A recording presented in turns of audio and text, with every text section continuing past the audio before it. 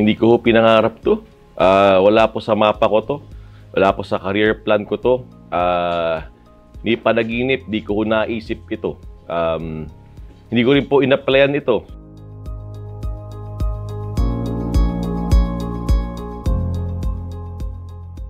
Totoo po, ako po nag-apply sa Philippine National Police Academy. Pero ang totoong sagot po dyan, ako po ay highly discouraged na aking mga magulang. Ang sinasabi po nila sa akin, sapat na kaming dalawa nasa uniform service. Huwag ka na pumasok dyan. Pero gusto ko So, secretly, I applied. Pero there was a time na sabay ang exams ng entrance at yung departmental exam ng University of the Philippines. It's either I jump to being a policeman or I stay in my course as a business ad and accountancy in UP. I chose the difficult lawyering path.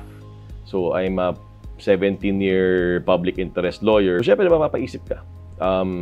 Especially after kung mag-aral din abroad, sigurado kang kukunin ng very big corporations after you graduate, but I chose to come back. So minsan papaisip ako, ano bang buhay ko kung hindi ako bumalik? But I'm a Filipino and I want to chart my life and the life of the country here in the Philippines.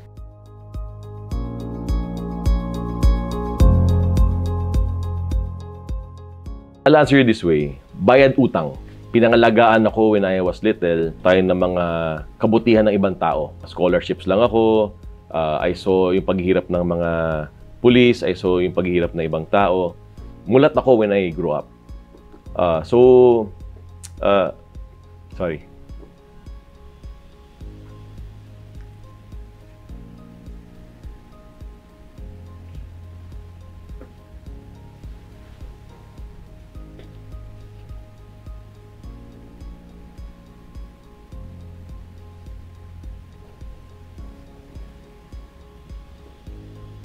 So I feel it's my responsibility na may gawin ako.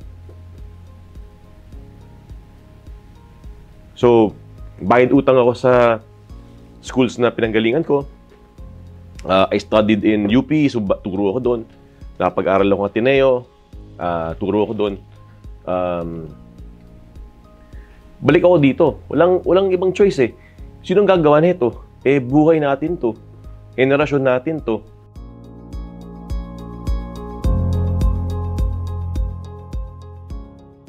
I'm more fulfilled knowing that I was able to help as many people as possible in the shortest period of time. Nakuha ko yata sa magulang ko to.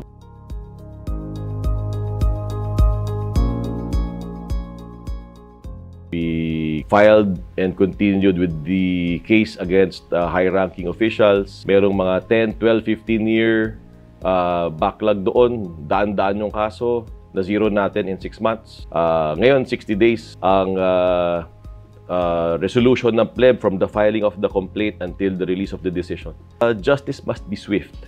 And swift not just for the complainant, but also for the respondent. Yung nagsusumbong, gusto niya matapos na yung kaso niya. May magawang aksyon sa kaso niya. Dun sa pulis, kung inosente siya, kung mabilis yung kaso, absuelto na siya. And yung fitness ng pulis yung pinag-uusapan Kung ikaw balahurang policeman at abusadong policeman, you should not wear that uniform. And the quickest way that you should be removed, dapat matanggal ka na.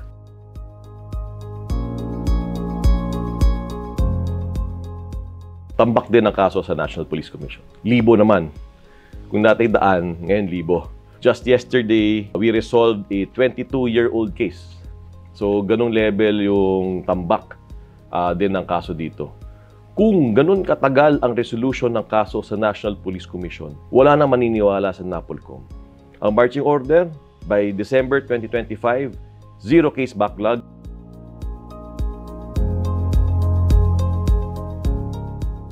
You cannot make policies in an air-conditioned room here in the 18th floor of a very nice building. Baba ka. So, in my first week, talagang sinuyod natin ang tawi-tawi sa pinakamalayong lugar. It is a listening session.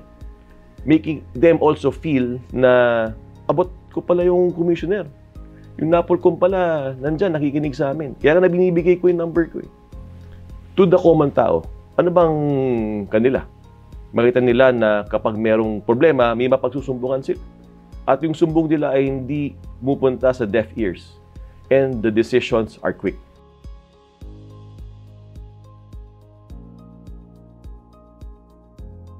Pulis ng pulis. Pero yung pagiging pulis ng pulis, hindi lang dun sa kanyang pagkakamali. Yung pulis ng pulis na ito is also for the moral and welfare of the policeman.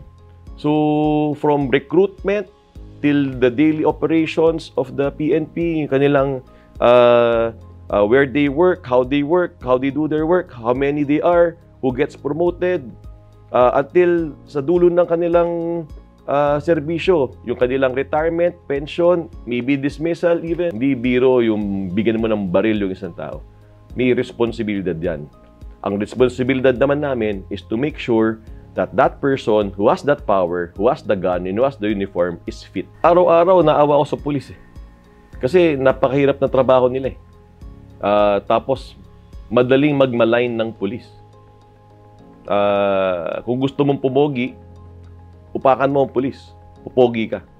Pero I don't think that's the way forward. It's a chance to make a difference. Alam natin na may troubled times din siguro ngayon ng PNP. The challenge siya in some aspects as far as image is concerned. The Filipino people is yearning for accountability. The Filipino people is yearning for change. I will bring that change.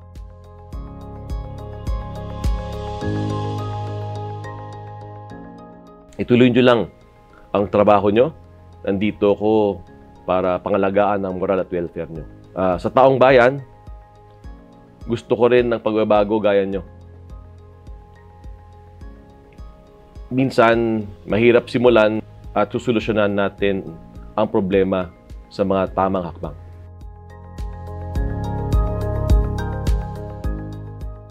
I'm happy reading through your magazines na ang pinuput forward nyo good governance. Kakaiba, I salute you and I wish you all the best. More issues to come.